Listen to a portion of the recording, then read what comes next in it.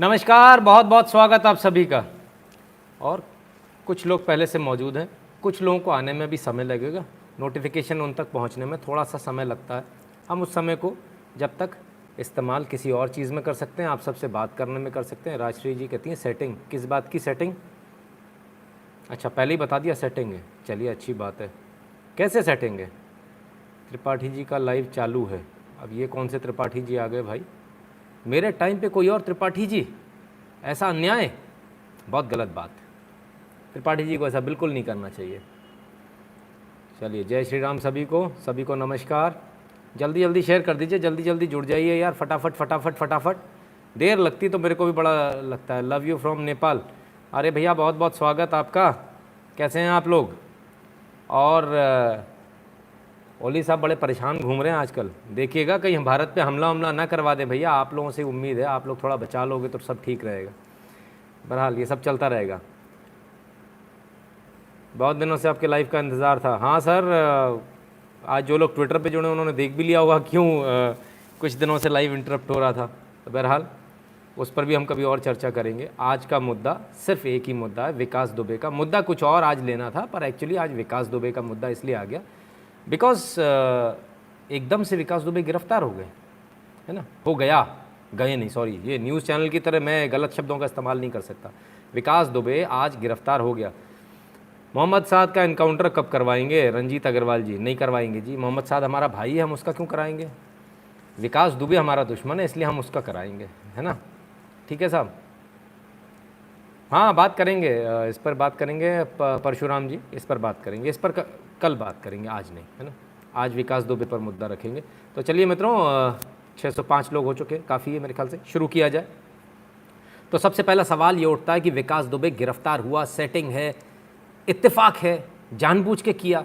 आखिर क्या हुआ विकास दुबे के इस पूरे मैटर में?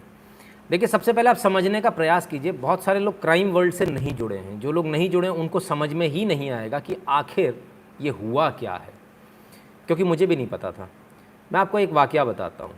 वाकया थोड़ा पुराना है, 2 मिनट में कंप्लीट हो जाएगा। मैं एक बहुत नामी अखबार, देश के एक नामी अखबार के कार्यालय में एक बार बैठा हुआ था, और जब बैठा हुआ था तो मेरे साथ में जो उनके नाम भी नहीं लूँगा कौन थे, बहरहाल वो उनके बड़े पदाधिकारी थे उस अखबार के।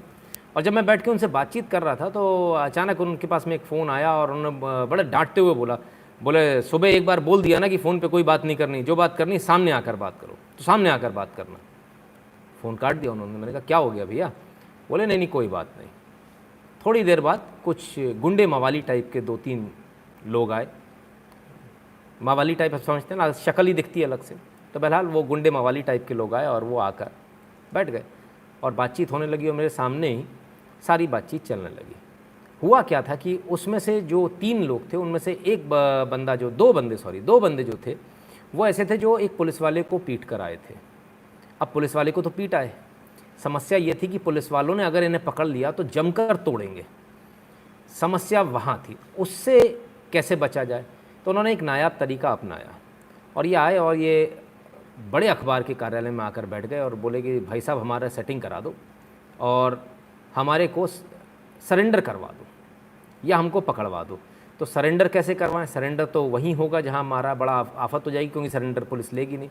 तब फिर सेटिंग बैठाई गई। सेटिंग कैसे बैठती है ज़रा इसको समझिए आप। आपने अखबारों में अक्सर पकड़ा होगा, नाकेबंदी थी तो वहाँ फलाना फलाना व्यक्ति पकड़ा गया। असलियत में ऐसा कभी नहीं होता, होता होगा कभी कभार। ज़्यादातर क्या होता है वो मैं बता देता हूँ, जो मैंने खुद पहली बार देखा। तो उन्होंने उठाया और फ़ोन लगाया पुलिस महकमे में और उन सज्जन से बात करी। और देवेंद्र जी धन्यवाद। तो सुपर चैट चालू है, जिसको कंट्रीब्यूशन करना है करते रहिएगा। तो उन्होंने फ़ोन लगाया पुलिस को, पुलिस से बोले कि मैं आपको एक अपराधी देना चाहता हूँ, आप उसको अरेस्ट कर लीजिए। तो बोले कैसे अपराधी? बोले इसके ऊपर 2 केस दर्ज हैं। कोई पुराने केस दर्ज थे, उन पर वारंटी था, वो वारंटी था, पुराने केस दर्ज थे और पुलिस वालों को पीट कर आया था। तो मैं भी बड़ा हैरान रह गया जब वो बातचीत कर रहे थे। बहरहाल बातचीत हुई, सारी बातचीत हुई और कुछ पैसों के लेन देन में बातचीत हो गई। अब जैसे फ़र्ज़ कीजिए कि जिसने जितना बड़ा क्राइम किया उस हिसाब से बात होती है। तो उन्होंने जब फ़ोन लगाकर बात करी और बोले कि आप इसको पकड़ लीजिए, तो उन्होंने बोला कि यार कैसे पकड़ेंगे? बोले अरे शाम को चेकिंग पॉइंट लगा देना और उसमें पकड़ लेना, बड़ी इजीली बात हो रही, जैसे मैं आपको बता रहा हूँ इसी प्रकार से बात हो रही थी। तो बोले अच्छा, बोले ठीक है, शाम को एक काम करेंगे, को चेकिंग पॉइंट पर इनको मैं पकड़ लूँगा, आप इतने इतने बजे इनको भेज देना। बाकायदा टाइम सेट हो गया, चेकिंग पॉइंट सेट हो गया, सब कुछ हो गया और सारी चीज़ें क्लियर हो गई। माइक शेकिंग कुछ लोग कह रहे हैं, क्या प्रॉब्लम आ रही है माइक में मुझे बताइए, बीच में आवाज़ डिस्टर्ब हो रही है, एक सेकेंड रुकिए, मेरे ख्याल से अब शायद को आवाज़ सही आएगी। ठीक है, अब ठीक है। तो कहाँ तक पहुँच गए हम कि जब उन्होंने सेटिंग की बात कर ली, अब इसके बाद पैसे के लेन देन की बात भी हो जाती है, भाई इतना पैसा दूंगा उतना दूंगा। मज़े की बात ये, जैसे मान लीजिए कि 50,000 में बात हुई, तो जो पत्रकार महोदय हैं जो बड़े और नामी हैं, तो उन्होंने बोला कि 20,000 मेरे भी लगेंगे। राजपूत जी धन्यवाद, बहुत बहुत धन्यवाद कंट्रीब्यूशन के लिए। तो उन्होंने कहा 10,000 मेरे भी लगेंगे, 20,000 मेरे भी लगेंगे। तो ऐसा हर जगह कट होता है। अब क्या विकास दुबे के मैटर में भी ऐसी सेटिंग हुई? ये सेटिंग क्यों होती है इस पर हम आएंगे, लेकिन क्या विकास दुबे के में भी ठीक ऐसी सेटिंग हुई कि वहाँ जाना, ऐसे ऐसे जाना, पुलिस से को वहाँ जाकर बोल देना कि मैं हूँ, कैमरे पहले से ही मौजूद रहेंगे और ये सब कुछ हो जाएगा। अब फ़र्ज़ कीजिए कि ये सेटिंग हुई, तो क्योंकि विकास दुबे कोई छोटा मोटा अपराधी नहीं था, उसने कोई पुलिस वाले को एक चांटा नहीं मारा था, उसने 8 पुलिस वाले मारे थे, तो ये कोई छोटा मोटा केस नहीं था, ये कोई 1,50,000 वाला केस नहीं था, ये केस करोड़ों का केस था। ये केस था कम से कम 50 से 100 करोड़ का केस, इससे नीचे में डील नहीं हुई होगी, क्योंकि अदरवाइज़ विकास दुबे का एनकाउंटर होता। मनोज लांबा जी बहुत बहुत धन्यवाद। तो बहुत सारे लोग नए होंगे जिनको पता नहीं होगा कि किस तरह से जो चेकिंग पॉइंट पे आप देखते हो कि पकड़ा जाता है, तो उनको आज ज्ञान मिला होगा। ये ब्रह्म ज्ञान मुझे भी बहुत बाद मिला, उस समय मेरी एज 30 साल की हो गई थी, और सोचिए 30 साल तक तो मैं झक मार रहा था, मुझे यही नहीं पता था कि अखबार में जो न्यूज़ आती है कि चेक पॉइंट पे फलाना फलाना अपराधी पकड़ा गया, ये असल में होता क्या है? असल में यही होता है कि वो सरेंडर नहीं कर पा रहा होता है, तब वो क्या करता है, वो चेक पॉइंट पे अपने आप को पकड़ा दिखाता है, वो कहीं और अपराध करके आया होता है। जब उसे डर होता है कि मेरा वहाँ एनकाउंटर हो जाएगा, पुलिस मुझे पकड़ के मारेगी, तो यहाँ वो इस तरह से पकड़ में आ जाता है और अपनी अरेस्ट दिखवा देता है तुरंत, और ये अखबार में अरेस्ट इसकी छप जाती है। ठीक है, अब क्यों ऐसा होता है इस पर मैं बाद में आऊँगा, पर पहले समझ लीजिए इसमें सब मिले होते हैं। पुलिस वाला मिला होता है, बीच में एक मीडिएटर होता है, वो मीडिएटर भी मिला होता है। वो मीडिएटर पत्रकार हो सकता है, वो मीडिएटर शहर का नामी गिरामी डॉक्टर हो सकता है, वो मीडिएटर नेता हो सकता है, वो मीडिएटर कोई पुलिस वाला हो सकता है, वो मीडिएटर जनता के बीच काम करने वाला कोई भी व्यक्ति, सोशल सर्विस करने वाला, NGO चलाने वाला व्यक्ति हो सकता है, वो कोई भी हो सकता है। और ये मीडिएटर अपने 10-20 हज़ार रुपये के लिए ऐसा करते हैं, जो उनको कट मिलता है 20-25%, 30%, 40%, जो उनकी सेटिंग रहती होगी आपस में। बहरहाल, तो इस पूरे मीडिएशन के खेल को आप समझिए। और सबसे मज़े की बात यह है कि जब ये मीडिएटर होता है, तो ये कोई ज़रूरी नहीं होता कि ये सत्ता पक्ष की पार्टी का मीडिएटर होगा, ये विपक्ष का भी हो सकता है, किसी का भी हो सकता है, क्योंकि पुलिस का काम करने का तरीका बहुत अलग होता है। ये जो दुकान होती है, पैसे की दुकान होती है, इसमें हिस्सा सबको जाता है, ये हिस्सा भी सबको जाता है। ऐसा नहीं होता कि 50,000 रुपये मांग लिए तो उस आदमी ने खुद में रख लिए होंगे दरोगा ने, इतनी उसकी औकात ही नहीं है। ये पैसा सब तक गया, सत्ताधारी पार्टी तक भी गया, विपक्ष तक भी गया, सब पर गया होगा, थोड़ा थोड़ा कट सब पर जाता है। ये डेली का धंधा है, ये डेली का धंधा है, ये कोई ऐसा नहीं कि कोई अनोखी बात बता रहा हूँ साल में एक बार होता है, ये every day it happens like this. Okay, तो इट इज़ क्वाइट क्लियर। जब किसी को डर होता है तब इस प्रकार की चीज़ें होती हैं। अब ये डर कैसा होता है? ये डर इस प्रकार का होता है कि अगर मुझे पुलिस ने पकड़ लिया तो मुझे मारेगी, तो पुलिस ने अगर मुझे पकड़ लिया मुझे मारेगी, मेरे थाने की पुलिस मारेगी, पता नहीं बताएगी भी कि नहीं बताएगी पकड़ लिया कि नहीं, पता नहीं, क्योंकि उस थाने से पर्टिकुलरली राइवलरी हो गई ना, उस पर्टिकुलर थाने से दुश्मनी हो गई, वहाँ के पुलिस वालों से दुश्मनी हो गई, तो ये क्या करेंगे, अनोखे एक नए थाने में जाएंगे। अब वो थाने वाला इनको रात भर आराम से रखेगा, क्योंकि पैसे दिए हैं, खाने पीने को भी मिलेगा, और आराम से पौवा पीकर वो आदमी सो जाएगा, सुबह उठेगा, उसको अदालत में पेश कर दिया जाएगा। अदालत में जब पेश करेंगे तब इसकी खबर वहाँ दे दी जाएगी उस थाने में, भाई ये आदमी ऐसे ऐसे आया है, इसकी ट्रांजिट रिमांड उसको मिल जाएगी दूसरे थाने को। जैसे अभी हुआ ना, MP ने पकड़ा और UP को मिल गई। अब इसमें क्या खेल हो गया जो आपको समझ में नहीं आया, इस खेल को मैं समझाता हूँ, इस खेल को आपके लिए समझना बहुत ज़रूरी है। ये खेल भी जो हुआ अभी तक, जो अभी तक मैंने समझाया कि ये बिना पैसे के खेल नहीं हुआ होगा, ये बहुत लंबा खेल हुआ होगा, बहुत क्लियर दिख रहा है। आप 1 मिनट को जरा विकास दुबे को देखिए, क्या आपको लगता है इस आदमी के मुस्कुराते हुए चेहरे को देखकर कि कहीं से कहीं तक ये पकड़ा गया है? राजपूत जी फिलहाल आपके कंट्रीब्यूशन के लिए धन्यवाद। सवाल इसलिए नहीं लेंगे क्योंकि आपका सवाल संबंधित नहीं है इस एपिसोड से। तो ये व्यक्ति, क्या आपको लगता है कि ये कहीं से कहीं तक परेशान दिख रहा है, ये बहुत क्लियर है, सोफे पर बैठा हुआ आदमी बहुत आराम से बैठा हुआ है। अब किस किस की सेटिंग रही होगी? पुलिस की रही। अगर ये ऐसा है, अगर वाकई में इसने जो सरेंडर नहीं है, ड्रामा है, तो हम सवाल उठा रहे हैं। हम ये नहीं कह रहे कि पुलिस ने ऐसा ही किया, हमारा सवाल है क्या। और इससे पहले जो मैंने केस बताया उसी से सारे सवाल उत्पन्न होते हैं जब मैंने अपनी आंखों के सामने जो देखा। तो बहरहाल ये क्यों होता, आखिर कोई अपराधी ऐसा क्यों करता? वो इसलिए करता कि उस थाने से राइवलरी हो जाती, वो थाना मारेगा पीटेगा, तो ये दूसरे थाने में अपने आप को पकड़वा देते हैं। पकड़ गए तो आप, पुलिस आपको कहाँ ले जाएगी? कोर्ट में ले जाएगी, सीजेएम कोर्ट में, चीफ जुडिशियल मजिस्ट्रेट के पास। वहाँ खड़ा करेगी, कोर्ट कहेगा भाई इसको जेल भेज दो या ये कर दो या वो कर दो, वहाँ से पटाख से दूसरे थाने वाला आ जाएगा। जब तक उसको इन्फॉर्म कर दिया जाता हमने इसको पकड़ लिया, ये आ गया, तो वो अपने वारंट लेकर आ जाएगा, साहब इसको हमको दीजिए, हमारा इसका वारंट हमारा ड्यू है, हमें इसको अरेस्ट करना है, तो वो ट्रांजिट रिमांड उसको बन जाएगी। लेकिन सारा खेल शुरू होता अब। ट्रांजिट रिमांड बनने से पहले जो भी बंदा होता है उसका पूरा मेडिकल चेकअप होता है, पूरा मेडिकल चेकअप होता है। तो इसमें जो सबसे बड़ी जो दिक्कत वाली बात है, वो दिक्कत वाली बात ये है कि इस ट्रांजिट रिमांड की वजह से जब वो अरेस्ट हो गया और जब उसका मेडिकल बन गया, अब पुलिस उस पर 3rd डिग्री अप्लाई नहीं कर सकती, क्योंकि अब जब एक बार मेडिकल उसका हो गया है तो उसके शरीर पर एक भी निशान यदि हुआ तो वो ह्यूमन राइट्स कमीशन जाएगा। कौन जाएगा? गुंडा, अपराधी जाएगा। आपके लिए ह्यूमंस के लिए ह्यूमन राइट्स नहीं है, टेररिस्ट के लिए ह्यूमन राइट्स है।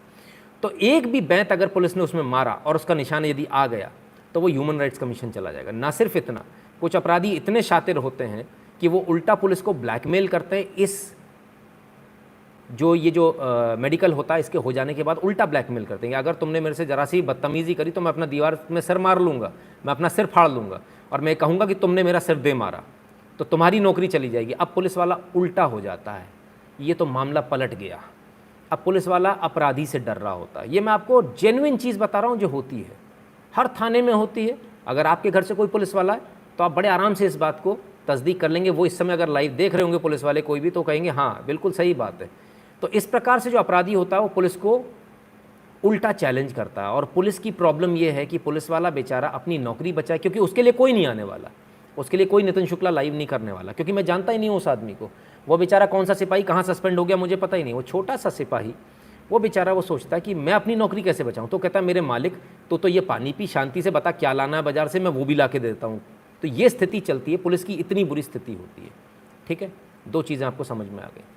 इस पूरे मैटर में शुरुआत वहाँ से होती है जहाँ से एक सेटिंग बैठाने वाला आदमी होता है, जो सेटिंग बैठाता है, जो बीच का आदमी होता है कि मुझे इसको अरेस्ट करवाना है। ठीक है, दूसरा आदमी वो होता है जो कहता है कि हम इसको अरेस्ट करेंगे लेकिन इतना पैसा लगेगा। तीसरा स्टेप वहाँ जाती है जहाँ ये पैसा ऊपर तक जाता है, क्योंकि मामला हाईलाइट होगा, अगर बाई चांस हाईलाइट हो गया तो मर जाएंगे। और इसमें सब लोग मिले हुए होते हैं। ठीक है, इसमें कोई भी ऐसा नहीं होता जो इसमें मिला नहीं हो। क्या कैमरा नहीं लगा रहता जेल में? नहीं साहब, लॉकअप में कैमरा नहीं होता, जेल नहीं होती सर, लॉकअप होता है, लॉकअप में रखा जाता है, लॉकअप में कोई कैमरा नहीं होता। जेल में कैमरे होते हैं, और जेल में एक स्थान ऐसा होता है जहाँ कैमरा नहीं होता, वो होता है जहाँ आप लेटर बॉक्स में चिट्ठी डालते हैं मुझे क्या परेशानी है। वहाँ कैमरा इसलिए नहीं होता कि किसने चिट्ठी डाली है पता नहीं चलना चाहिए, वरना जेलर उसको फिर परेशान करेगा। तो सबके अपने अपने, जेल पर कभी और बात करेंगे, आज लॉकअप और पुलिस थाने की बात कर लें। तो समझ में आ गया ये कैसे होता है, क्यों होता है? क्योंकि मेडिकल हो जाने के बाद पुलिस अब उस पर दबाव नहीं बना सकती, उल्टा सीधा पुलिस को अब अपने दायरे में रहकर ही उससे बात करनी पड़ेगी। बताइए भैया आपने कैसे मारा। अब विकास दुबे जी से जो बात हो रही होगी वो इस तरह से होगी, लात मार कर बात नहीं हो पाएगी, बैंत मार कर बात नहीं हो पाएगी, 3rd डिग्री से बात नहीं हो पाएगी। यानी ये बहुत बड़ा नुकसान हुआ है उत्तर प्रदेश पुलिस का कि मध्य प्रदेश पुलिस ने जो है इसको यहाँ अरेस्ट कर लिया। यदि ये उत्तर प्रदेश पुलिस अरेस्ट करती तो उत्तर प्रदेश पुलिस के पास ये होता कि वो चुप करके बैठ जाती और कहती हमने कोई नहीं पकड़ा, और मार बैत इतना तोड़ देती एक रात के अंदर कि वो तोते की तरह सब कुछ बोलता। ठीक है, और अगले दिन उसको ले जाके पुलिस के पास देती। कब? अगले दिन। अब सीजेएम कहता है इसका मेडिकल कराओ, भले ही वो पुलिस रिमांड दे चाहे जेल भेजे। तो मेडिकल होता, मेडिकल में क्या होता है, तो पहले से पिटा पिटा आया है, तो पुलिस कहती है हमको नहीं मालूम किसने मारा। ये होता है नॉर्मल कोर्स में। जब आदमी पकड़ा जाता है पुलिस बैंत बजा बजा के उसकी ऐसी अस्तेसी कर देती है, वो अपराधी जीवन में कभी नहीं बन सकता। देखिए, जीवन में अपराधी वही बन सकता है जिसके पीछे कहीं ना कोई जैक हो। ठीक है, अब सवाल ये उठता है, ये तो पूरा मोडस ऑपरेंडी आपको समझाया मैंने, 14 मिनट लग गए इसमें। सवाल ये उठता है कि क्या विकास दुबे के साथ वाकई में ऐसा हुआ था या विकास दुबे के साथ कुछ और ही हो गया। कई सारे सवाल हैं। क्या विकास दुबे को वाकई में सेटिंग के दौरान, सेटिंग के थ्रू एक सरेंडर मोड में पकड़वाया गया कि तुम पकड़ जाओ, अब तुम्हारे साथ कोई थर्ड डिग्री नहीं हुई, कोई तुम्हें मार पीट नहीं सकता। देखा पुलिस वाले ने कैसे धीरे से चाटा मारा था जब वो बोल रहा था, शायद आप लोगों ने नहीं देखा हो। बहरहाल मैं एक छोटा सा वीडियो वो भी चलाना चाहूँगा ताकि आप सब वो भी देख लें।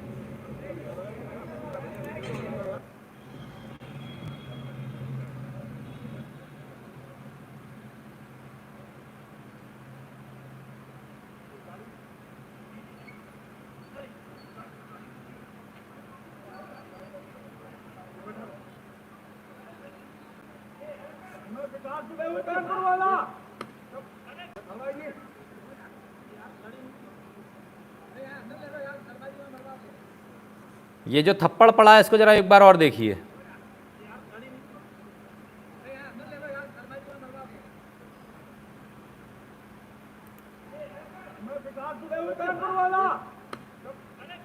मैं विकास दुबे हूं कानपुर वाला, पीछे से एक थप्पड़ पड़ता और सिपाही कहता चुप। अब इस पूरे मैटर को समझिए। वो विकास दुबे हूं कानपुर वाला क्यों चिल्ला रहा था? उसको पता था मुझे मीडिया को बताना है कि मैं विकास दुबे हूँ, ये मीडिया में चल जाना चाहिए, विकास दुबे हूँ कानपुर वाला। क्योंकि अगर ये नहीं चला तो भरोसा नहीं है कि मध्य प्रदेश पुलिस के पीछे पीछे अगर एसटीएफ पुलिस आ रही हुई तो मुझे ले जाएगी, और ले जाएगी तो मेरा इनकाउंटर कर देगी, और यहाँ कह दिया जाएगा ये तो कोई और आदमी था, ये विकास दुबे नहीं था। तो जब ऐसा मैटर आता है तो विकास दुबे एक शातिर अपराधी, उसे पता है मुझे क्या करना है क्या नहीं करना है, बहुत शातिर है, एक वकील से ज़्यादा स्मार्ट है। एक वकील को वकालत पता होती है, एक शातिर अपराधी को वो रास्ते पता होते हैं, वो लूप होल्स पता होती है सिस्टम की, जो एक वकील का दिमाग वहाँ नहीं जाता, एक शातिर अपराधी का जाता। तो उसने सबसे पहले उसने अपनी पहचान बताई, मैं विकास दुबे हूँ, अब मुझे गोली नहीं मार सकते आप, अब मैं ज़िंदा रहूँगा। और एक और वीडियो है जिसमें वो बोलता हुआ जा रहा है, मैं विकास दुबे, इन लोगों ने, पुलिस ने मुझे पकड़ लिया है। वो स्टेटमेंट अपनी तरफ से दे रहा है, वो एक तरह से प्रेस कॉन्फ्रेंस कर रहा है अपनी तरफ से। सवाल ये है कि क्या विकास दुबे का ये स्टेज था पूरा? क्या मध्य प्रदेश में कोई विकास दुबे का ऐसा आदमी था, उसका आका था जिसने उसे बचा लिया एनकाउंटर से?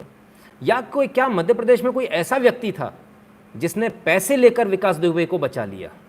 आखिर क्या मैटर था? क्योंकि रकम, मैंने आपको बताया, छोटी मोटी रकम का खेल नहीं है, ये करोड़ों का खेल है, ये कम से कम 50 करोड़ के आसपास का खेल है। इससे नीचे का खेल ये हो ही नहीं सकता, जितना मैं जानता हूँ, जितना मैंने देखा है, ये बहुत लंबा खेल है। अब अगर ऐसा हुआ है तो वो व्यक्ति कौन है और इससे नुकसान क्या होगा? इससे नुकसान सिर्फ ये होगा कि विकास दुबे पर अब पुलिस थर्ड डिग्री अप्लाई नहीं कर पाएगी, उसको लठ नहीं बजा पाएगी, क्योंकि उसका मेडिकल हो चुका है। अब जैसे ही लठ पड़ेंगे वो तुरंत जाएगा, बोले साहब देखो इन्होंने मार मार पीट पीट के मेरे से सब जबरदस्ती लिखवा लिया, और कोर्ट के सामने जाके अपनी पीठ दिखा देगा, अपनी पैंट खोल के दिखा देगा, देखो मुझे कितना मारा है। कोर्ट कहेगी इसका दोबारा से मेडिकल कराओ, और एक ह्यूमन राइट्स का केस बेचारे पुलिस वालों पर बन जाएगा। किस पर? पुलिस वालों पर, जिनके साथी मारे गए हैं। आप ह्यूमन राइट्स समझिए कितनी गंदी चीज है। इस ह्यूमन राइट्स को उखाड़ कर फेंक देना चाहिए भारत से। हमारे आपके कभी काम आया? कभी नहीं आया, लेकिन इस अपराधी का काम आएगा। अगर इसको एक बैत का भी निशान इसने जाकर दिखा दिया तो ह्यूमन राइट्स वाले उचक कर आ जाएंगे और एक ना एक बंदे की नौकरी खा जाएंगे, एक ना एक सिपाही की नौकरी इसमें खा जाएंगे। कौन अपनी नौकरी लगाएगा दांव पर?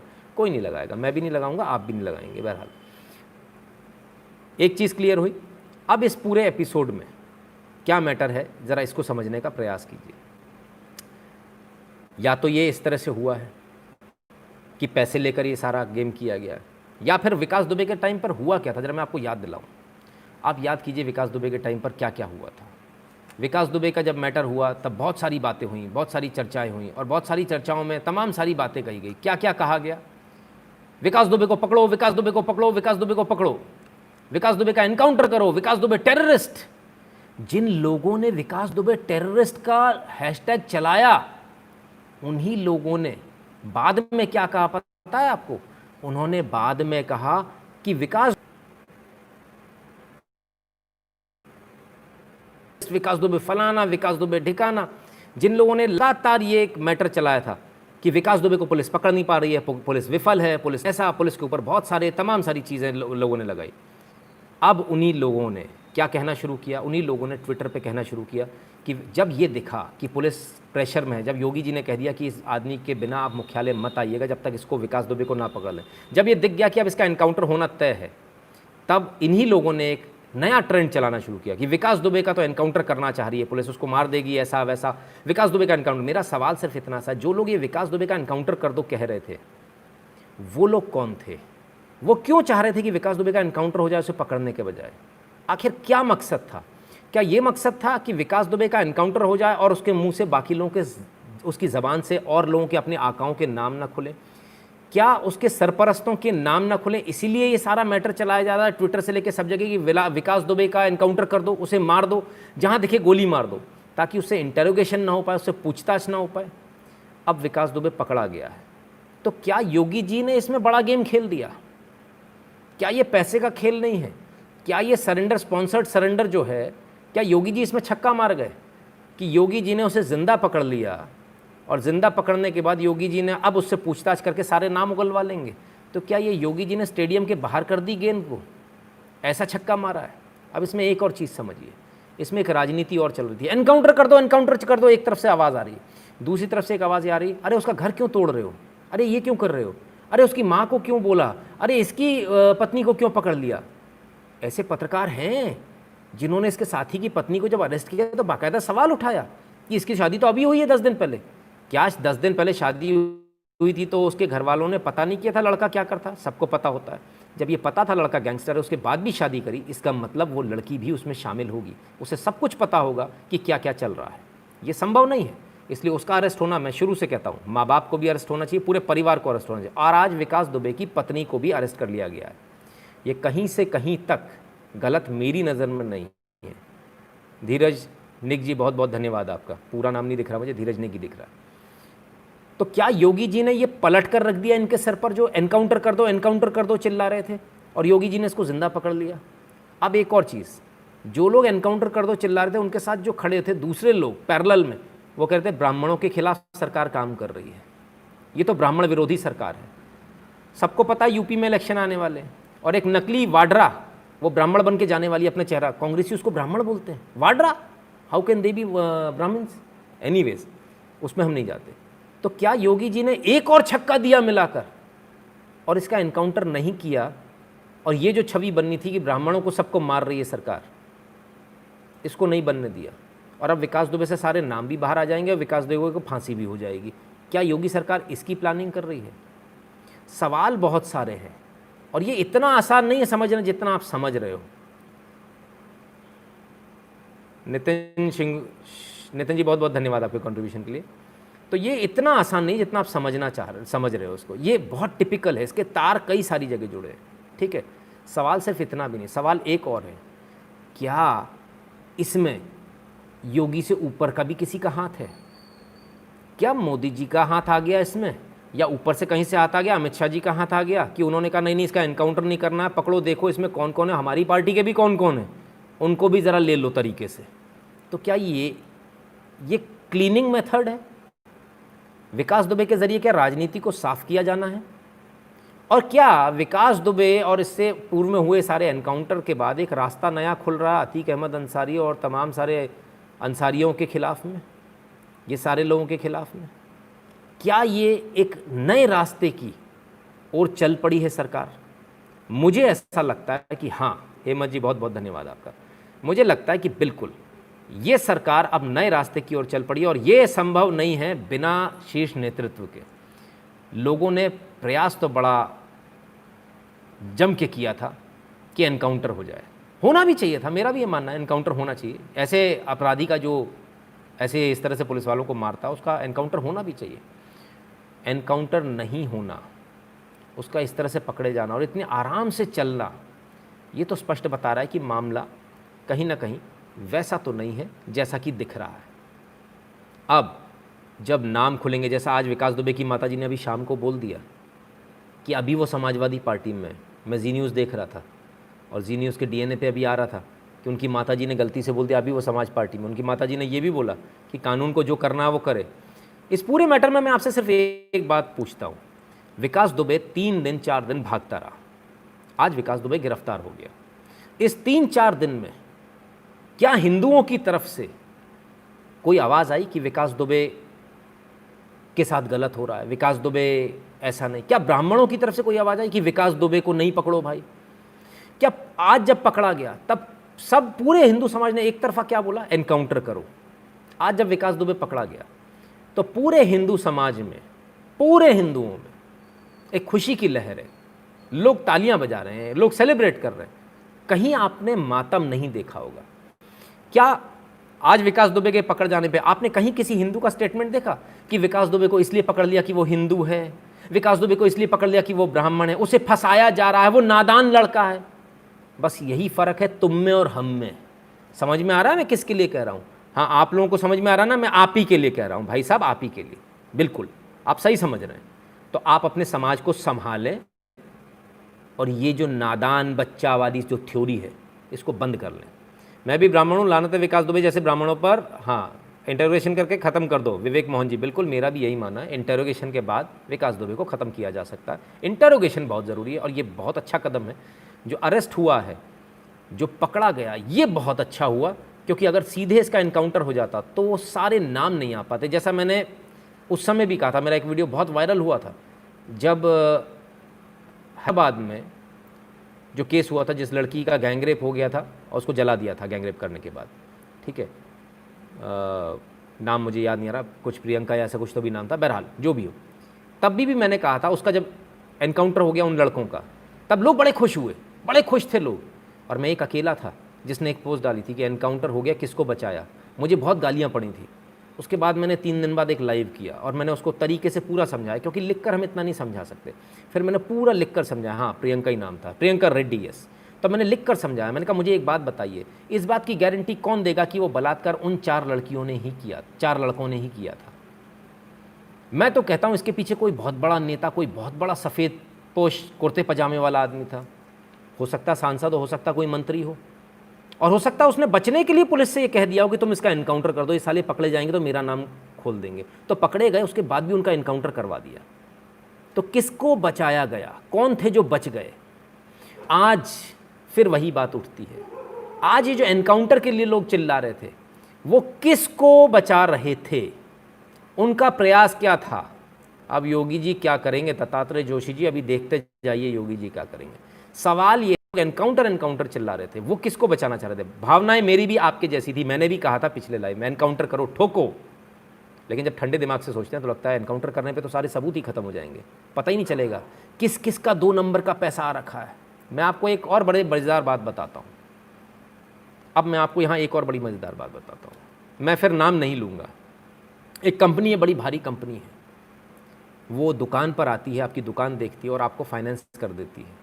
पहले 50,000, कोई सिक्योरिटी नहीं चाहिए, नगद देते, नगद, और एक डायरी बना देते, कागज़ ऐसे दे देते, फर्जी कागज़ टोटल, और वो आपको 50,000 दे जाएंगे। आपने पटा दिया तो 2 लाख 2.5 लाख करते करते 25 लाख 30 लाख तक दे देते। लेकिन अगर आपने गलती से सोच लिया कि आप उनका पैसा पचा लोगे तो आपकी बोटी बोटी काट देंगे वो, और पैसा वसूल लेंगे आपसे, आपके ऑर्गन्स बेच के वसूल लेंगे। इतने ताकतवर लोग होते हैं। ऐसा मैं इसलिए कह रहा हूँ क्योंकि मेरे एक परिचित ने ऐसे ही एक व्यक्ति से लोन लिया था, और जब लोन देने हम किश्त देने जब हम गए तो मतलब वो जा रहा था, मैंने कहा चलो मैं भी चलता हूँ। मैंने कहा ना मुझे बड़ा इंटरेस्ट रहता है इन सब चीज़ों में कि कहाँ क्या चल रहा है, मुझे पता होना चाहिए। सर आपको प्रणाम, देश के लिए, आपके लिए जी, और आपके सामने तारीफ, सलाम, जय हिंद। बहुत बहुत धन्यवाद बेदर्दी बाबा, बहुत बहुत धन्यवाद। तो जब मैं देने गया तो जब मैंने देखा कि कोई ऑफिस नहीं, एक फ्लैट के अंदर लोग रह रहे हैं, और फ्लैट के अंदर कितने लोग रह रहे हैं? 7-8 लोग, और सब पुंगे, सब अपराधी शक्ल से दिखने वाले, और सब दूसरे प्रदेश के। उनकी भाषा बता रही है वो दूसरे प्रदेश के, लेकिन वो जूते की दम पर ये फाइनेंस देते थे। सवाल ये उठता इन पुंगों के पास पैसा कहाँ से आ गया? बहरहाल 1-2 बार और मुझे मौका लगा तो मैंने कहा यार मैं फिर से चलूँगा, मुझे फिर कभी ले जाना। तो मैं 1-2 बार और गया, फिर मेरी उनसे बातचीत हुई। तो 1-2 बार क्योंकि उन्होंने चेहरा देख लिया, उन्हें लगा ये इन्हीं के साथ आता है, इन्हीं का साथी, तो मैंने ऐसे ही पूछ लिया, प्यार से पूछा, मैं भैया बहुत पैसा है यार आप लोगों के पास, आप लोग ब्याज पे इतना चलाते हो? बोले हमारा पैसा नहीं है, हम लोग तो भाई साहब नौकरी करते हैं। देवर पेड, सैलरीड बंदे थे। और मैं शॉक्ड, एक और नया एक्सपीरियंस मिला मुझे। मैंने कहा अच्छा आप सैलरी ले पर काम करते हैं? बोले हाँ हम लोग सैलरी पर काम करते हैं। मैंने कहा तो बजा बुजू जो आप लोग देते हो मार्केट में जाके सीधे रैप्टा देते हो खींच कर, ये बोले तो हमको करना है, हमको वसूली करनी है, यही हमारा जॉब है। लेकिन उनकी कोई पुलिस FIR नहीं होती। पता है क्यों नहीं होती? क्योंकि जो उस बंदे ने मुझे बताया वो अब आपके कानों में से धुआं निकाल देगा। क्योंकि बड़े बड़े IAS, बड़े बड़े नेता, बड़े बड़े IPS, उन सब का पैसा उस फाइनेंस कंपनी में और वो फाइनेंस कंपनी कोई लिमिटेड नहीं है, नॉर्मल कंपनी है, प्रोप्राइटरशिप बेस्ड कंपनी है, इस तरह की कंपनी है।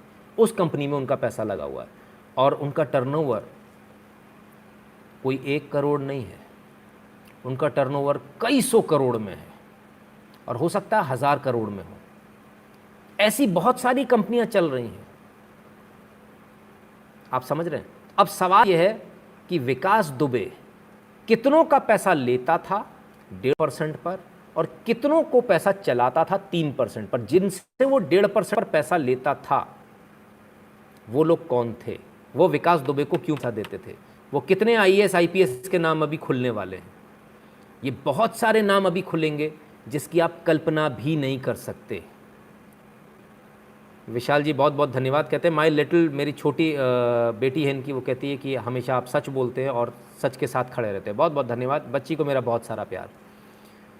आप समझने का, आप समझ में आ रहा है मोडस ऑपरेंडी क्या है।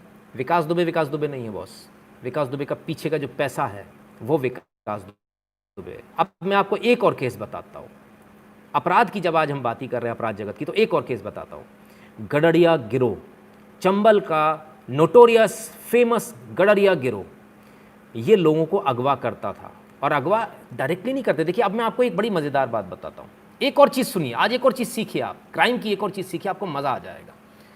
जब आपको अगवा किया जाता है तो लोकल गैंग आपको अगवा करती है, कोई भी छुट भैया आपको अगवा कर लेता है। इस अगवा को बेचा जाता है। जैसे मान लीजिए मैंने आपके बच्चे को अगवा कर लिया, अब मेरे में औकात नहीं है झेलने की, अगवा तो कर लिया मैंने, पर मेरे में औकात नहीं है झेलने की, तो मैं क्या करूँगा, मैं उसे बेच दूंगा अपने ऊपर किसी बॉस को। ये अगवा बिक जाएगा। मैंने जैसे अगवा किया, मैंने बोला कि साहब मैंने फ़लाने शोरूम है, उनका सोने का शोरूम है, उसके बच्चे को अगवा कर लिया, तो बोलेगा बोल भाई कीमत बोल। भाई साहब 3 लाख रुपए, तो मैंने 3 लाख में बेच दिया। उसने बोला 3 लाख डन, बच्चा मेरे पास ही है। हो सकता है डिलीवरी दूँ, हो सकता है ना दूँ, हो सकता है बोल दे डिलीवरी अपने पास रख, हो सकता है डिलीवरी मांग ले, नहीं बच्चा मांग ले। ये अगवा का मैं आपको रियल बता रहा हूँ जो होता है। अब वो बंदा क्या करेगा, जो थोड़ा बड़ा गुंडा है वो उसको रख लेगा। इसमें भी मीडिएटर होते हैं। उसने 3 लाख में ख़रीदा, वो 6 लाख या 10 लाख में ऊपर उतार देगा। और अब इसमें काम करता है बड़ा नाम, जैसे गडरिया गिरोह। तो ये कभी इन्होंने खुद ने डायरेक्टली कभी नहीं पकड़ा किसी को, फिर ये इनके पास पहुंच होती थी, ये पहुंच जाती थी, मतलब वो बंदा जो अगवा होता था वो पहुंच जाता था गडरिया गिरोह के पास। अब ये फ़ोन लगाते थे, हाँ मैं राम बाबू गडरिया। आदमी के पैरों के नीचे से ज़मीन खिसक जाती थी, सिर के ऊपर से आसमान गायब हो जाता था, वैक्यूम में पहुंच जाता था वो आदमी। राम बाबू गडरिया, मेरा आदमी तो मर गया। जो 3 लाख के लिए जिस आदमी ने पकड़ा था, जिसने अगवा किया था आपके बच्चे को, अब राम बाबू गडरिया की शुरुआत 1.5 करोड़ से होती थी। 1.5 करोड़, 2 करोड़, 3 करोड़, जैसा मुर्गा फंस जाए वैसा। और बढ़िया बार्गेन करता था, कोई ये नहीं। और कई 100 किलोमीटर तक पैदल चला देता था। सोचिए आप, मध्य प्रदेश से भिंड से अगवा करेगा, शिवपुरी से अगवा करेगा, भिंड ले आएगा, भिंड से होता हुआ राजस्थान ले जाएगा। इतना कमाल का उसका नेटवर्क था, घुमाता फिराता और पैदल चलाता रहता था। और कभी भी राम बाबू गडरिया ने अपने, जिसको उसने पकड़ किया, इसको बोलते हैं पकड़, अपनी पकड़ के साथ कभी उसने बदतमीजी नहीं करी। पैर अगर दुखने लगते थे तो पैर दबाता था दूसरे डाकुओं से, बोले पैर दबा दो, मालिश कर दो, खाना खिलाओ, बढ़िया खाना खिलाता था, उतना खिलाता था 2 रोटी, ताकि आप भाग ना पाओ, आपके पास एनर्जी ना बचे, इतना। और उसे पता होता था कि ये मैं इसलिए बता रहा हूँ क्योंकि जो एक उनके साथ, उनको जिसने एक ने अगवा किया था, जिसको उसने अगवा किया था, उसने जो लौट कर मुझे पूरी कहानी बताई थी, उसे पता होता था किस पेड़ पर चढ़कर मेरा मोबाइल काम करेगा। उस पेड़ पर चढ़ता था राम बाबू, वहाँ से फ़ोन करता था मोबाइल से और सिम निकाल कर फेंकता था। उसके पास सिमों का जखीरा होता था।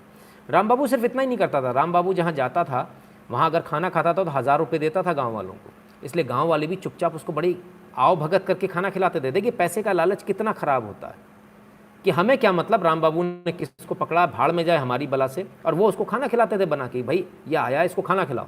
Our system is corrupted, we are actually corrupted sir, system is not corrupted. Deep Shah ji बहुत बहुत धन्यवाद। एनीवेज, तो जो लोग खुद करप्ट हैं, जो गांव वाले खुद करप्ट है, जो जंगलों में रह रहे हैं, वो खुद उसको खाना खिलाते थे डकैत को। उन्हें पता होता था ये डकैत है, ये पकड़ करके लाया है, किसी सेठ की पकड़ करके लाया है।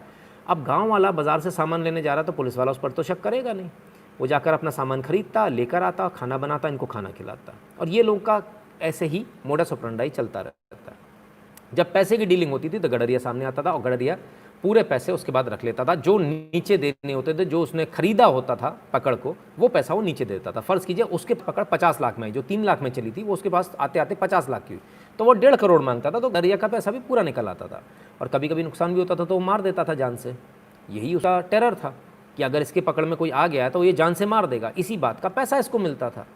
तो आपको क्राइम सीन समझ में आया किस तरह से होता है ये पूरा क्राइम सीन? अब इसको समझिए कि पुलिस ने क्यों नहीं मार दिया। भाई साहब, वो जो 1.5 करोड़ रुपए उसने लिए हैं, वो 1.5 करोड़ रुपए वो भी तो जाएंगे ना सबको, तो कोई इसको मारेगा क्यों? पहली बात। दूसरी बात, राम बाबू गडरिया और इन जैसे लोगों का पैसा, राम बाबू गडरिया क्यों मारा गया, उसका एनकाउंटर क्यों हुआ, अब इसको समझिए। राम बाबू गडरिया सिर्फ इसलिए मारा गया क्योंकि उसके पास जो पैसा आ गया था वो पैसा वो इन्वेस्ट करता गया। उसने सोच लिया था एक ना एक दिन मुझे क्राइम छोड़ना है, तो क्राइम छोड़ने से पहले मैं क्या करूं। उसने कई सारे इंजीनियरिंग कॉलेजेस में, उस समय इंजीनियरिंग कॉलेजेस बन रहे थे नए, राजस्थान में, मध्य प्रदेश में और उत्तर प्रदेश में कई इंजीनियरिंग कॉलेजेस में उसने पैसा लगाया था। कई नर्सिंग कॉलेजेस में उसने पैसा लगाया था, कुछ एक मेडिकल कॉलेज में भी उसने पैसा लगाया था। ये राम बाबू गडरिया ने पैसा लगाया था और ये कॉलेजेस के मालिक बड़े लोग थे। ये कई बार नेता हुआ करते थे, कई बार ब्यूरोक्रेट्स हुआ करते थे, कई बार बहुत पावरफुल लोग हुआ करते थे, क्योंकि एक आम आदमी तो कॉलेज खोल ही नहीं सकता, वो बर्बाद हो जाएगा, खोल नहीं पाएगा। तब जब राम बाबू गडरिया ने ये पैसा लगा दिया, अब ये पैसा तो लग गया, अब राम बाबू गडरिया ने इसमें मांगी पार्टनरशिप, भाई मेरा पैसा लगा, मुझे रिटर्न बताओ कितना आया, मेरी पार्टनरशिप बताओ कितना हुआ। तब इन लोगों ने मिलकर सबने एक प्लान बनाया। बोले यार पैसा तो अपन इसका ले चुके हैं, और ये पैसा थोड़ा बहुत नहीं था, ये बहुत बड़ा अमाउंट था, 500 करोड़ या 1000 करोड़ के ऊपर रहा होगा, इतना बड़ा अमाउंट था। तब इन सब ने मिलकर एक प्लान बनाया और इन सब ने प्लान बनाकर एक पैसा इकट्ठा किया, नेक्सस बनाया, अपना एक पैसा इकट्ठा किया, पूल इन किया पूरे पैसे को। बोले यार इसके 1000 करोड़ देने से अच्छा हम पुलिस को 100 करोड़ देते और इसको निपटा देते। तो राम बाबू गडरिया के मरने के पीछे की कहानी ये थी कि उसका इन्वेस्टमेंट इतना हैवी हो चुका था, उसका नेताओं पर, ब्यूरोक्रेट्स पर, कॉलेजेस में, तमाम जगह पैसा इतना उसका इन्वेस्ट हो चुका था, इतना पैसा उसका उधार था कि ये लोग उसका पैसा उधार वापस देना नहीं चाहते थे।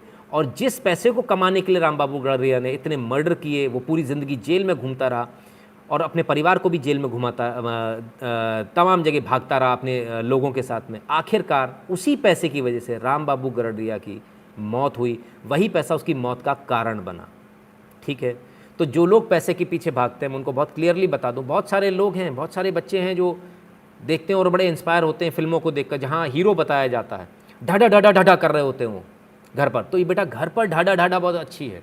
ये 18-19 साल के बच्चे जिन्हें लगता है बहुत ऐसा होता है, असल में इनकी ज़िंदगी बड़ी ही गई बीती होती है। और आप आज आपने देखा कि कितना डरा हुआ था ये विकास दुबे, इतना डरा हुआ था कि जैसे ही पकड़ा गया वैसे ही उसने चिल्ला कर बोला मैं विकास दुबे हूँ, मुझे मार मत देना। अंदर से बहुत डरे हुए, बहुत डरपोक लोग होते हैं और पूरी ज़िंदगी इनकी छुपते छुपाते निकलती है, बहुत बुरी निकलती है। कई बार ये लोग ऐसी जगहों पर सोते हैं जहाँ आप सो भी नहीं सकते, सोना छोड़िए, जहाँ आप 2 मिनट खड़े भी नहीं हो सकते, इतनी गंदी जगहों पर भी सोते हैं। मैंने एक ऐसे ही दुरंत अपराधी को एक बार टॉयलेट में सोते हुए देखा, और वो टॉयलेट भी ऐसी वैसी टॉयलेट नहीं जहाँ लिटरली पेशाब पड़ा हुआ था, वहाँ वो लेट कर सोया था, ऐसा दुरंत अपराधी। ठीक है, बाद में वो भी पकड़ा गया था और उसका भी एनकाउंटर हुआ था। तो तमाम सारे लोग हैं जिनको लगता है कि क्राइम बड़ा अच्छा होता है। मैं आज आपको इतना खुलकर इसलिए बताया, शायद ये आपको कोई नहीं बताएगा, लेकिन मैंने आपको एक एक चीज़ इसलिए बताई ताकि आपको पता हो कि किस प्रकार से क्राइम होता है, किस प्रकार से पुलिस की सेटिंग होती है, कब कब पुलिस सेटिंग करती है। वो पुलिस जो आपको जब बचा रही होती है, जब पैसा मिल रहा होता है, जब उस पर प्रेशर आता है, वही पुलिस 1 मिनट में गोली से उड़ा देती है। और अब एनकाउंटर की बात करें, कोई ज़्यादातर एनकाउंटर जो होते हैं वो प्यार मोहब्बत में होते हैं, वो पुलिस वाला बुलाता है जो उनसे टच में होता है। जैसे जो आपने तिवारी देखा, जो एसओ था थाने का, अक्सर ऐसा होता है कि विकास दुबे जैसे लोगों को यही लोग जो उनके यार होते हैं यही बुलाते हैं, बोले आ जाओ यार पार्टी करेंगे, और आराम से बैठते हैं, मुर्गा खाते हैं, दारू पीते हैं जंगल में किसी एक जगह पर। और उसके बाद जब उसे नशा हो जाता अच्छी तरह से, डकैत को या अपराधी को, तब उसकी कनपट्टी पर रखकर गोली उड़ा दी जाती है और भेजा उसका फाड़ दिया जाता है। और बाद में कहा जाता है कि एनकाउंटर हुआ, इसने गोली चलाई, पर मैं उसे गलत नहीं मानता, क्योंकि जिस अपराधी ने तमाम लोगों की जान ले रखी है उसको पकड़ने के लिए ये उपाय ज़्यादा अच्छा है बनिस्बत सीधे छापा मारने के। देखिए सीधा छापा मारा, हमारे 8 आदमी चले गए। यदि यही वही किया होता जिसको लोग गलत बोलते हैं कि अरे आप कैसी बातें कर रहे हो, पुलिस ने झूठा एनकाउंटर किया है, भाई साहब सच्चे एनकाउंटर में 8 आदमी चले गए, इसलिए झूठा एनकाउंटर चाहिए। इसलिए तिवारी जैसे लोगों को उन पर पॉइंट ब्लैंक पर पंगड़ी बंदूक रखकर उनसे बोलना ज़रूरी होता है कि तुम बुलाओ इसको बुलाओ, वहाँ पार्टी करो, बैठ के आराम से, हम छुपे रहेंगे, तुम इसको मार देना, हमें बता देना, हमें बुला लेना। वो ज़्यादा अच्छा था, उसमें एक भी आदमी की जान नहीं जाती, उसमें सिर्फ विकास दुबे मारा जाता। और हर अपराधी का एंड यही होता है, कितना भी स्मार्ट अपराधी हो ले, आखिरकार उसकी मृत्यु पुलिस की गोली से ही होती है। पुलिस की गोली उसी दिन से उसका पीछा करना शुरू कर देती है जिस दिन वो पहली बार अपराध करता है। चाहे वो चालान से बचने के लिए पुलिस का बैरिकेड तोड़कर भाग रहा होता है, ये पहले छोटा अपराध होता है। अगर आपका बच्चा आपके घर में आए और बताए कि पुलिस मुझे पकड़ रही थी और मैं छका कर भाग कर आ गया, मैं आज आपसे कहता हूँ उसे वापस लेकर जाइए, उसी जगह लेकर जाइए जहाँ से वो भाग कर आया है, और वहाँ पर पुलिस को बताइए कि ये मेरा बच्चा है, आपको छका कर भाग कर गया था, चालान कितना हुआ मुझे ये बताइए, और उससे उठक बैठक लगवाइए। वरना आपका बेटा भी विकास दुबे की तरह अपराधी बन जाएगा। कोई माँ के पेट से अपराधी पैदा नहीं होता। जब शय मिलती जाती है माँ बाप की, जब शय मिलती जाती है समाज की, जब शय मिलती जाती है लोगों की, तब आदमी अपराधी बनता है। अपराधी क्रिएट किए जाते हैं, बनाए जाते हैं। और अपराधी बनाता कौन है? मैं बड़े जिम्मेदारी के साथ आपको कह दूं, अपराधी यही नेता लोग बनाते हैं, कोई दूसरा नहीं बनाता है। अपराधी यही नेता लोग बनाते हैं क्योंकि इन्हें गुंडे चाहिए होते हैं। इन्हें गुंडे इसलिए चाहिए होते हैं कि कोई आके इनसे उलझे तो वो गुंडा उसमें 2 रैपट मार दे, भाई साहब से बोल रहा है, खींच के 2 तमाचे दे। आज का एक केस हुआ, आज मैं एक जगह गया, वहाँ पर एक व्यक्ति ने बदतमीजी करी तो कई सारे लोगों ने बोला खींच के 2 देने थे। हमारा काम खींच के 2 देने का नहीं है, हमारा काम कुछ और है। हमारा काम है खींच के सलाखों के पीछे पहुंचा देने का, वो हम कर देंगे। हमारा काम गुंडागर्दी का नहीं है, हम गुंडागर्दी बिल्कुल नहीं करेंगे। हम कानून से चलने वाले लोग हैं, न्याय मिलेगा तो ठीक, नहीं मिलेगा तो ऊपर जरूरत है, कानून के साथ चलने की ज़रूरत है। तो जो लोग ये सोचते हैं कि आज मेरे बेटे ने पुलिस वालों को छका दिया, आज मेरे बच्चे ने मास्टर को बेवकूफ़ बना दिया, या जो बच्चा अपने टीचर्स का नाम रख रहा है, टीचर्स को बेवकूफ़ बोल रहा है, ये आपके बच्चे के अपराधी बनने के पहले लक्षणों में से एक है। तो मेहरबानी करके आप सबसे मेरा निवेदन है, इस देश को अच्छा देश बनाइए। और जब भी आपका बच्चा कभी भी किसी टीचर या अपने से बड़े के बारे में कुछ उल्टा सीधा बोले, चाहे आपकी उससे दुश्मनी ही क्यों ना, आपका दुश्मन ही क्यों ना, वो दुश्मन आपका है, आपके बच्चे का नहीं है। आपके बच्चे को अधिकार नहीं है उसके बारे में कुछ बोलने का, आपके बच्चे को उसको अंकल ही बोलना पड़ेगा। तो जब भी ऐसा हो तो सीधे सीधे एक चीज़ कीजिए कि उसको सबसे पहले समझाइए कि तुम ये गलत कर रहे हो, और नहीं समझ में आए तो अगर तमाचा मारने की ज़रूरत पड़े तो मार दीजिए, क्योंकि कल पुलिस गोली मारेगी। मैंने कहा ना, जिस दिन कोई अपराधी पहला क्राइम करता उसी दिन पुलिस की गोली उसके पीछे पीछे चलने लगती है, और एक ना एक दिन यहाँ लगती है आकर। वो आज विकास के साथ होते होते बच गया, लेकिन कल होगा। रामकृष्ण जी बहुत बहुत धन्यवाद आपका। अब सवाल उठता है कि कुछ बहुत सारे लोग बोल रहे हैं क्या इसमें बीजेपी के नेता भी हो सकते हैं? अगर बीजेपी के नेता भी होंगे तो बीजेपी के नेता भी जेल जाएंगे। Where is the topic? अच्छा, टॉपिक पर ही बात कर रहा हूँ सर, वापस टॉपिक पर ही आ रहा हूँ। आप इतना नाराज़ मत हो जाइए, इतनी सारी चीज़ें बता रहा हूँ सर, आपको किसी ने बताया नहीं होगा आज तक कि क्राइम के वर्ल्ड में क्या ऐसा भी होता है। एक चीज़ और बता देता हूँ, जब आपके पास पैसे ज़्यादा होते हैं और आप ट्रेन में जा रहे होते हैं और आपको लूटने का इरादा होता है, तो वो लूट भी बिकती है। अगर आप दिल्ली से चढ़े हैं तो दिल्ली से एक बंदे का एरिया अगर फरीदाबाद तक है तो फरीदाबाद तक कोशिश करेगा आपको लूटने की, आपका सामान लेकर भागने की। यदि वो लेकर नहीं भाग पाएगा तो वो आपको बेच देगा आगे, और वो आपकी, आप ट्रेन में अगर हैं और वो आपकी, आप बिक जाओगे आगरा तक। फ़र्ज़ कीजिए अगले का आगरा तक है, तो मान लीजिए उसने 10,000 रुपये में आपको बेचा, अगला बेच देगा आपको 15,000 रुपये में, और वो बेच देगा आपको आगरा से झांसी के बीच में 20,000 रुपये में। तो ये इस तरह से आप बिकते जाते हो। और इसलिए अक्सर जब लोगों के पास पैसा होता है तो जब पैसा नहीं वो देते हैं तो चाकू क्यों पड़ता है उसका कारण ये है, इसलिए पड़ता है, या गोली कोई क्यों फायर कर देता है उसका कारण ये है कि उसका पैसा उसमें लगा होता है, वो इन्वेस्ट कर चुका होता है, उसने आपको ख़रीदा होता है। ये आपको शायद नहीं पता होगा, बहुत अनोखी बात बता रहा हूँ।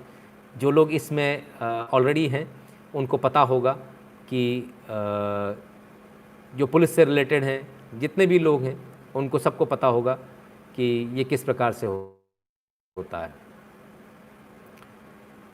तो बहरहाल जस्ट अ मोमेंट, चलिए, आप लोगों की ख्वाहिश पूरी करना मेरा काम है, वो मैंने कर दिया। अब आपको समझ में आ गया होगा कि क्राइम कैसे होता है, अब आपको समझ में आ गया होगा कि ये किस तरह से पकड़ा जाता है, सरेंडर कैसे होता है, और अब आपको ये भी समझ में आ गया होगा कि आखिर विकास दुबे को पकड़ा क्यों गया, एनकाउंटर क्यों नहीं कर दिया गया। क्या मध्य प्रदेश पुलिस एनकाउंटर नहीं कर सकती थी? सिमी के आतंकवादियों का एनकाउंटर करने वाली पुलिस, अपने एक आदमी के मरने पर जिसको इतना रोष आया कि उसने सिमी के आतंकवादियों को एनकाउंटर कर दिया, वो पुलिस एनकाउंटर नहीं कर पाई। बहुत स्पष्ट है, विकास दुबे से भी बहुत कुछ निकलवाना है। Are you justifying this? नहीं, मेरा जस्टिफाई करने का काम नहीं है सर। जस्टिफाई क्या है क्या नहीं है ये आपको सोचना है। मेरा काम सिर्फ ये कि मैं आपको हर एक पहलू से इसका आपको दिखाऊं, उस पहलू से दिखाऊं जिस पहलू से आपने कभी देखा नहीं, जो आपको पता ही नहीं है, जो प्रैक्टिकल लाइफ में है, लेकिन जो कहीं आपको दिखेगा नहीं। कोई उसको पत्रकार बोलेगा नहीं, कोई चैनल बोलेगा नहीं, क्योंकि ऐसी चीज़ें कोई भी ऑफिशियल चैनल से बोल ही नहीं सकता। उसको भी बड़ा अजीब लगेगा कि आखिर मैं किस तरह से बात कर रहा हूँ। ये बहुत स्पष्ट है कि अब विकास दुबे को जो पकड़ा गया है वो मुंह खुलवाने के लिए पकड़ा गया है, और ये भी कोई बड़ी बात नहीं है कि इसके बाद हो सकता है विकास दुबे का फिर एनकाउंटर हो जाए। ऐसा भी कोई अनोखी बात नहीं हो जाएगी। यदि ऐसा भी हो जाता तो ये भी हो सकता है। और मेरा तो ये मानना है कि सारी डिटेल्स लेने के बाद विकास दुबे जैसे का एनकाउंटर बिल्कुल कर देना चाहिए, और साथ में उनको भी कर देना चाहिए जो इसके साथी थे, जिन जिन ने इसकी मदद करी। देखिए, विकास दुबे अकेला नहीं उड़ के जा सकता, उसके पर नहीं है, उसका पैर खराब है, आपने उसे चलते हुए देखा। विकास दुबे भाग ही नहीं सकता था कानपुर से। विकास दुबे कानपुर में जिसके यहाँ रुका उसको भी जेल जाना बहुत ज़रूरी है। इसके बाद विकास दुबे कानपुर से लेकर दिल्ली पहुंचा, दिल्ली से फरीदाबाद, फरीदाबाद से इधर उधर होता हुआ घूमता हुआ जब वो वापस उज्जैन आ गया। ये सारी चीज़ें बहुत क्लियर है कि इसमें बहुत सारे लोग इन्वॉल्व हैं। उन सभी लोगों को इसमें जेल जाना पड़ेगा, और इसमें वो लोग सब लोग इन्वॉल्व हैं जो लोग कल तक ये कहते हैं हमारी पार्टी का सदस्य ही नहीं है। आज उसकी माँ बोल रही है कि वो अब तो बीजेपी की सरकार है, वो तो समाजवादी का सदस्य है, समाजवादी में है, एसपी में है, सपा में है, ऐसा उन्होंने कहा, ऐसा मैंने सुना। ठीक है, तो अब किस में है, वो किस पार्टी में है, किससे नहीं है। वो जो पर्चियां जो चल रही थी, जो आजीवन सदस्यता की, जिसको बड़ी बेशर्मी के साथ ये कहा जा रहा था झूठी पर्चियां हैं, अब विकास दुबे आ गया, खुद आ गया बताने के लिए वो पर्ची सच्ची है या झूठी है। और वो टेलीविज़न पर भी बोलेगा, आप चिंता नहीं कीजिए, सबके सामने आएगा, सब कुछ खुलेगा। वो ये भी बताएगा किस किस पार्टी से उसका क्या क्या संबंध है। वो ये भी बताएगा कि वर्तमान पार्टी में कौन कौन लोग हैं जो उसके संपर्क में है, संबंध में है। और ऐसे लोगों को भी छोड़ा नहीं जाना चाहिए। देखिए, आप एक बात समझ लीजिए, कभी इसमें मत बहिए कि हमारी पार्टी की सरकार है। यदि आपकी पार्टी की सरकार में भी कोई गलत आदमी है तो उसको गलत बोलकर उसको सही करना आपका ही काम है, इसको हमेशा याद रखिएगा। और यदि इसमें कोई भी आदमी है इस प्रकार का इस सरकार में, वर्तमान सरकार में, तो उसे भी जेल जाने के लिए तैयार रहना चाहिए। योगी जी उसे भी नहीं छोड़ने वाले, मोदी जी उसे भी नहीं छोड़ने वाले। इस बात को आप अच्छी तरह से समझ लीजिए। और बहरहाल तो फांसी दो, हाँ बिल्कुल फांसी भी होगी, और तमाम सारी चीज़ें और भी होंगी, बिल्कुल होगा बहरहाल। लेकिन इस सब के बीच सच अभी बहुत सारा सामने आना बाकी है। सच अभी बहुत कुछ आएगा सामने, और जब ये आएगा तब आप सब भी देखेंगे, आप सबके सामने भी होगा। और अभी बहुत सारे नाम खुलेंगे, अभी बहुत सारी इन्वेस्टमेंट्स बाहर आएंगी कि विकास दुबे ने जो 2 नंबर का पैसा कमाया वो आखिर लगाया कहाँ, किन किन नेताओं के स्कूल कॉलेजेस में लगाया। आशीष पटेल जी धन्यवाद, thanks for saying the truth, it requires strength, धन्यवाद आशीष पटेल जी। तो ये भी अभी खुलेगा कि किस किस स्कूल कॉलेज में, किस किस होटल में, किस किस हॉस्पिटल में, किस किस नर्सिंग होम में विकास दुबे का पैसा था। वो सारा आएगा, और वो सारे लोग भी अब जेल जाएंगे। वो सारे लोग भी, क्योंकि अपराध का पैसा है, वो भी अपराधी हैं, वो भी सब फंसेंगे। देखिए क्या होता है। पागल लोग क्यों आ जाते हैं चैट में, सर कोई बात नहीं, आने दीजिए। कोई उनको भी तो वो बेचारे, उनके चाचा मामा फंसा होगा कोई ना कोई विकास दुबे के चक्कर में, इसलिए परेशान है। उनके चाचा मामा ने कंधे पे हाथ रख के फ़ोटो खिंचवा ली होगी, सिर पे हाथ रख के फ़ोटो खिंचवा ली होगी विकास दुबे के, तो आप परेशान हो रहे हैं कि अब तो पकड़ा गया, अब तो नाम ले देगा, ये हमारा चचा है, ये हमको ला के कट्टा दिए रहे, ये हमको बम ला के दिए रहे, तो अब फंस जाएंगे। अब चचा फंस रहा है तो क्या करें। तो भैया वहाँ तो कुछ नहीं कर पा रहे, पूरा जोर जो है वो यहीं चल रहा है, कमेंट में तो यहीं चला लीजिए। एक समझ नहीं आया कि यदि 3rd डिग्री नहीं हो सकता तो मुंह कैसे और क्यों खोलेगा, अविनाश आचार्य जी। सर देखिए, बहुत सारे तरीके होते हैं पुलिस के पास, और एक इसमें से तरीका होता है साइकोलॉजिकल वॉर। साइकोलॉजिकल वॉर सबसे तगड़ा होता है, जिसमें अच्छे से अच्छा अपराधी टूट जाता है। बहुत सारे अपराधी जो पिटने पर नहीं टूटते, वो साइकोलॉजिकल वॉर में टूट जाते हैं, और इसीलिए विकास दुबे की पत्नी को आज अरेस्ट किया गया है। मैंने आप सबसे कई बार कहा, साइकोलॉजी मेरा प्रिय सब्जेक्ट है, और एक बार फिर आपको फिर यही कहता हूँ कि साइकोलॉजिकल प्रेशर जो सरकार ने बनाया, जो मोदी सरकार ने बनाया, विकास दुबे इसको सहन कर नहीं पाएगा। हालांकि विकास दुबे बहुत स्ट्रॉन्ग बंदा है, बहुत समझदार, बहुत शातिर है, बहुत तेज है, और हो सकता है कि वो इस सब में कोई डील भी स्ट्राइक कर ले, कि मैं सबके नाम बताता हूँ पर मुझे आप फांसी नहीं दो, मुझे एनकाउंटर मत करना, मुझे सरकार मुझे कोर्ट जो करेगी वो मेरे को फैसला मंजूर है, आप मेरा एनकाउंटर मत करना। इतनी हो सकता है ये डील भी स्ट्राइक कर ले वो, और हो सकता है ऐसी डील हो भी जाए, क्योंकि जब पीछे वाले 500 लोग या 100 लोग पकड़ में आने वाले हों तो एक को मारना कोई समझदारी नहीं होती। फिर यही होता है कि ले आओ, ले आओ आप पीछे 100 लोग जो हैं उनको ले आओ, कम से कम वो 100 तो एक्सपोज हो। और इस बार बड़े लोग एक्सपोज होने वाले हैं, इसको याद रखिएगा। इस बार बहुत बड़े लोग एक्सपोज होने वाले हैं। गुंडों की सरकार एक्सपोज होने वाली है, जो पूर्व में गुंडों की सरकार थी, जिसने पत्रकारों को बाकायदा बंधक बना लिया था, वो गुंडों की सरकार आज हो सकता है कि इसमें बेनकाब हो जाए और बहुत कुछ होगा। आप देखते जाइए, उसकी बीवी भी अभी मुंह खोलेगी। सर वाइफ नहीं, लड़के को अरेस्ट हुआ है। मैंने जो सुना सर, लड़का और वाइफ दोनों को अरेस्ट हुआ, ऐसा वो भी मैंने न्यूज़ पर ही सुना। मेरे पास में आधिकारिक जानकारी इसकी भी नहीं है, और मैं न्यूज़ को कभी भी नहीं मानता हूं जब तक अपने लेवल पर उसको वेरीफाई नहीं कर लेता हूं। तो बहुत क्लियर है, बहुत सारे लोगों के नाम आएंगे, बहुत सारे लोगों की चीज़ें होंगी, बहुत सारे लोग इसमें एक्सपोज भी होंगे।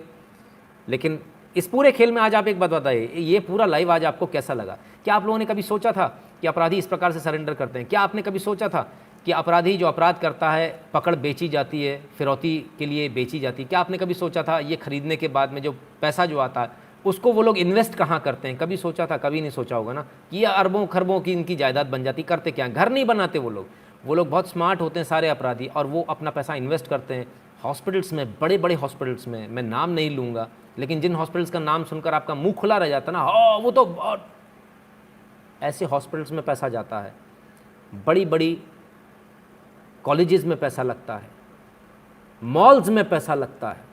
ये सारा पैसा जो है, ये सब 2 नंबर का पैसा। अगर लठ मार के जिस दिन पूछा जाए ना, मॉल बनता है 200 करोड़ में, बताया जाता 50 करोड़ का। तो ज़रा समझिए पैसा कहाँ, ये पूरा पैसा अपराध का पैसा। आप क्यों नहीं बना पाते, मुझे बताइए, आप क्यों नहीं पैसा बना पाते? आप लोग क्यों नहीं मॉल बना पाते हो? आप लोग क्यों नहीं हॉस्पिटल बना पाते हो, नर्सिंग होम बना पाते हो, engineering college, medical college, nursing college, तमाम सारे कॉलेज आप लोग क्यों नहीं बना पाते हो?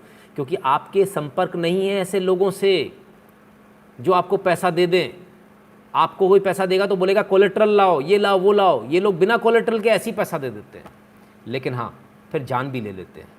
और फिर अगर जो इसमें भारी पड़ता है वो दूसरे की जान ले लेता है। ये वो शिकार और शिकारी का खेल है, जिसमें पता नहीं होता कि शिकारी शिकार होगा या शिकार ही शिकार होने वाला है। यहाँ कोई भरोसा नहीं होता। कई बार शिकार उल्टा शिकारी का शिकार कर लेता है, और ऐसा मैंने बताया राम बाबू गडरिया के साथ हुआ, ऐसा मैंने बताया बहुत सारे और अपराधियों के साथ हुआ। वेरी माइन्यूट ऑब्जर्वेशन, बिल्कुल अभिषेक मौर्य जी, मेरा ऑब्जर्वेशन बहुत तगड़ा है, बहुत स्ट्रांगली मैं किसी चीज़ को देखता हूँ, और हमेशा वो देखने की कोशिश करता हूँ जो पर्दे के पीछे होता है, जो एक आम इंसान को नंगी आंखों से नहीं दिख सकता, उसको देखने का और उसको आपके सामने लाने का प्रयास करता हूँ।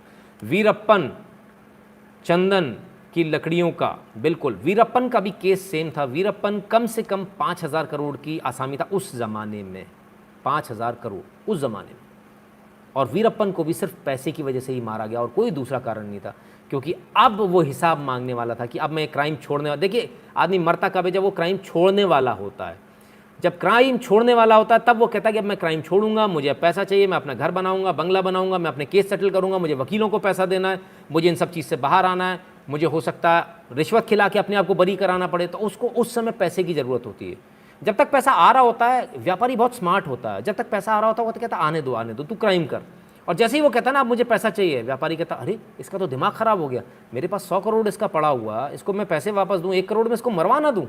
तो कई बार ऐसा होता है, गैंगवॉर जो आप देखते हो ना, एक से दूसरे को मरवाना, वो भी कई बार इस तरह से होता है कि मुझे पैसा वापस ना करना पड़े। यानी सारा खेल जो शुरू होता है वो पैसे से शुरू होता है। क्राइम शुरू होता है पैसे के लिए, और क्राइम करने वाला मरता है पैसे की वजह से, जब वो अपना ही पैसा वापस मांगता है। वो एक्चुअली उसका तो कभी होता ही नहीं है, वो पैसा उन गरीबों का होता है, समाज का होता है। वो पैसा फिर खो जाता है कहीं, वो कभी नहीं मिलता। वो उस गड़े हुए खजाने की तरह है जिसको पूरी दुनिया ढूंढती है लेकिन मिलता कभी नहीं है। ऐसा ही क्राइम का ये पूरा एपिसोड है।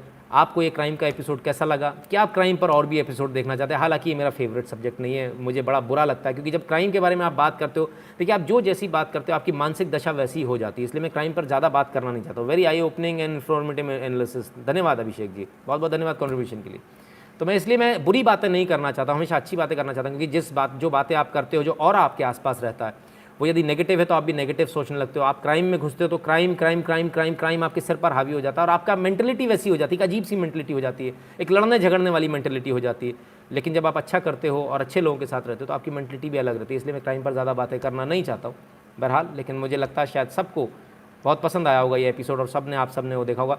4,800 लोग है, सिर्फ 1,800 लाइक है, ऐसे कोई भी नहीं जाएगा। रुक जाओ भाई, ब्रेक मार लो, पहले वीडियो को लाइक कर दो यार। और सभी लोग मेहरबानी करके चैनल को सब्सक्राइब कर लीजिए, सब्सक्राइब करके घंटी दबा लीजिए ताकि भविष्य में और जितने भी लाइव आने वाला हूँ ना वो आपको दिख जाएं, आपको परेशान ना होना पड़े। जाने से पहले लाइक करते जाना, बिना उसके लाइक करके गए तो समझ लेना कि बस, फिर सोच लेना कि मेरी भी बंदूक की गोली आपके पीछे आ रही है ना।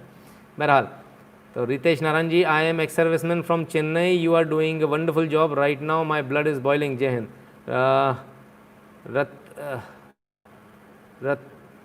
रतेश जी, रतेश नारायण जी, बहुत बहुत धन्यवाद। अंजलि पेठी जी, बहुत बहुत धन्यवाद। अंटोनियो मानुओ के बारे में बोलेंगे, चिदम्बरम भी बिल्कुल बोलूँगा, इस बारे में एपिसोड करूँगा, क्योंकि 55 मिनट हो गए, लोग बेचारे बोर हो गए होंगे, थक गए होंगे। 4500 लोग, सिर्फ 2300 लाइक, बहुत गलत बात। कम से कम 4500 तो कर दो यार, गलत बात। और जाने से पहले लाइक ज़रूर कर देना। लाइक करने के कुछ लगता नहीं, एक अंगूठा लगता है। 1 घंटा मैंने आप लोगों को इतना समय दिया है, एक अंगूठा तो बनता है ना। एक अंगूठा दबाते चले जाइए और सब्सक्राइब वाला बटन धड़ाधड़ धड़ाधड़ धड़ाधड़ धड़ाधड़ धड़ाधड़ फटाफट फटाफट दबाते जाना और घंटी बजाते जाना, टन टनाटन टन टनाटन टन, ठीक है, ताकि मैं दोबारा जब भी आऊँ ना अपना ये सड़ा सा चेहरा लेके आपके सामने और कुछ अच्छी सी इन्फॉर्मेशन लेकर, तो वो आपको मिल सके। चेहरे पे मत जाइएगा, इन्फॉर्मेशन पे जाइएगा। बहुत सारे लोग बाल देखते हैं, गंजा टकला, पता नहीं क्या क्या बोलते हैं। सर मत देखा करो, मैं रिश्ता करने थोड़ी आया हूँ, मैं तो आप लोगों को कुछ बताने आया हूँ। जो बताने आया हूँ उसको सीख लो, वो आपको शायद कोई और ना बताएगा। कुलदीप सिंह जी, ओ हो, कहते जी तू क्या बीजेपी के दलाल है, पैसों के लिए करता। सर आपने मेरी आंखें खोल दी सर, दुनिया की आंखें खोल दी, सबको बता दिया आज, कमाल हो गया सर। मैंने इतनी देर से मैं बोल रहा हूँ, हो सकता है इसमें सत्ता पक्ष लोग हों, अभी इनको समझ में आया कि मैं बीजेपी का दलाल हूँ, कमाल सर।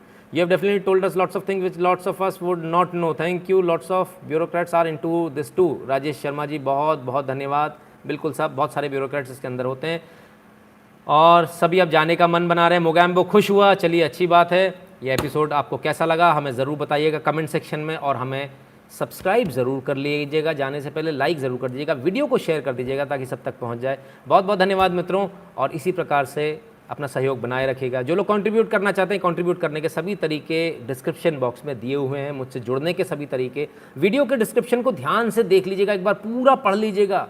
जल्दी से बोर मत हो जाना कि सपोर्टर से देख के भाग गए, क्योंकि नीचे बहुत कुछ है, अंत तक पढ़ लेना उसको, आपके बहुत काम की चीज़ है ना।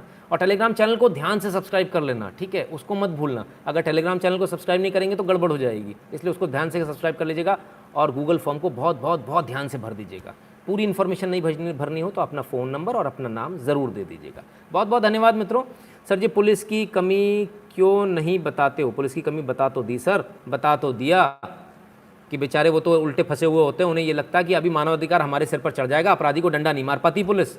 ये कानून आपने बनाया है, हमने नहीं बनाया, इसलिए इस कानून को बदलने की ज़रूरत है। मानवाधिकार जो है वो टेररिस्ट के लिए हो गया है और मानवों को मार रहे हैं वो, इसलिए बहुत ज़रूरी है मानवाधिकार को भी हटाने का, ऐसे कानूनों को हटाने का बहुत ज़रूरी है कि पुलिस का दबदबा होना चाहिए। मैं मानता हूँ कि उसमें कभी कभी गलत भी होता है, कुछ गलत एनकाउंटर पूर्व में हुए हैं, मैं ये भी मानता हूँ, ऐसा भी होता है, लेकिन अब ऐसा होना संभव नहीं। तब कैमरे नहीं होते थे, ये सब नहीं होता था, आज स्थिति बदल गई है। आज स्थिति को वो पुरानी पावर, पुलिस को पुरानी पावर ज़रूर दी जानी चाहिए और बहुत बहुत ज़रूरी है। हाउस टूर दे दो सर, ये क्या होता है? अच्छा बिल्कुल अवश्य सर, जल्दी आऊँगा, आपके घर भी ज़रूर आऊँगा। अंश जी चलिए, मैं आज के लिए इतना काफ़ी है। आप लोग भी थक गए होंगे, थोड़ा सा मैं भी थक गया हूँ। 1 घंटा बोलने में थोड़ा सी एनर्जी थोड़ी ज़्यादा लग जाती है। और बहुत सारे लोगों ने पूछा, और कई सारे एपिसोड हैं जो हम कल आपके सामने लेकर आएंगे। हो सकता है 2-3 episode back to back live कर दूँ, तो थोड़ा जुड़े रहिएगा, थोड़ा सा कान खड़े रखिएगा, टेलीग्राम पर जुड़े रहिएगा, है ना, ताकि आपके पास में इन्फॉर्मेशन पहुँचती रहे। बहुत बहुत धन्यवाद, और हमेशा याद रखिएगा, स्टे इन्फॉर्म्ड, और दूसरों को भी इन्फॉर्म करते रहिए, उन्हें बताते रहिए, उन्हें जगाते रहिए, क्योंकि सो तो हम 70 सालों से रहे, जाग अब रहे हैं, तो जब अब जाग रहे हैं, अब सोना नहीं है, इसको गांठ बांध लीजिएगा। बहुत बहुत धन्यवाद।